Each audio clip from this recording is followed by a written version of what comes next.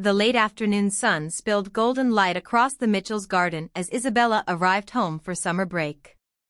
Her fiery red hair caught the breeze like a flame in motion as she climbed the familiar porch steps, tennis racket in one hand and a suitcase in the other, filled with books, clothes, and moments from the semester she'd left behind. She was expecting the comfort of home, the scent of her mother's lavender candles, the soft hum of cicadas. What she didn't expect was the laugh, a warm, unfamiliar sound drifting from the living room. It didn't belong to her mother. Curious, Isabella stepped inside. The source revealed itself almost instantly. Seated beside her mother on the couch, legs casually crossed and a glass of red wine in hand, was a woman with striking features and quiet confidence. Donna Anderson, the friend from the club her mother had mentioned on the phone, offhandedly, more than once. Donna looked up, meeting Isabella's gaze with a poised smile. Polite. Measured. But behind her eyes was something else. Something quiet, flickering. A curiosity, or perhaps a spark, just barely concealed. Donna's short brown hair framed a face marked by time and grace, her body held with the posture of someone who had spent years in yoga studios. Isabella couldn't look away. And when she finally did, the feeling stayed with her, clinging like the summer heat. In the days that followed, the country club became their silent stage. Once Isabella learned Donna taught yoga there, she began rearranging her tennis schedule. Her matches conveniently overlapped with Donna's classes. She always chose the court closest to the studio, letting her movements stretch and flow with intentional grace, aware of eyes watching from behind the glass. At home, Saturday mornings brought more quiet collisions.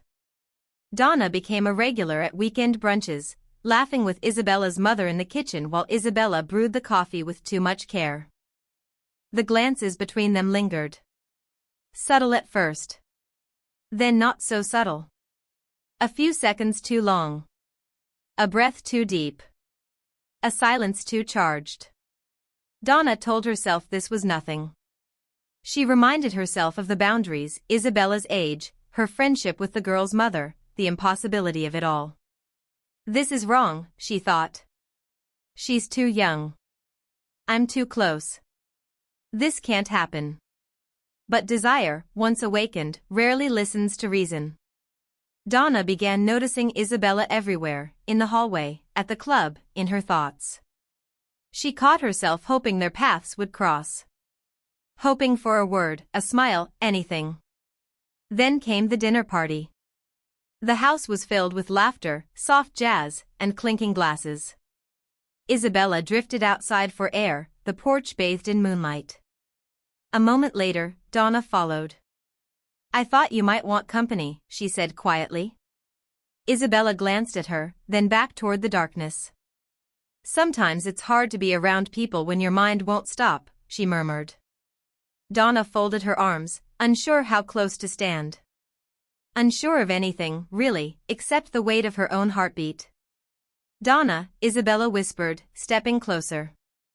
I can't stop thinking about you. Donna's breath caught. Isabella, this is complicated. Your mother, the age difference. I know, Isabella interrupted. But that doesn't make it go away. I've never felt like this before. And I don't want to pretend it's not real. For a long second, Donna was silent. Torn between logic and longing. Then, with a trembling exhale, she whispered, I can't stop thinking about you either. The distance between them disappeared. For a moment, they stood in stillness, moonlight brushing their skin, the muffled laughter of guests behind them. And then, without another word, they kissed. It started slow, tentative.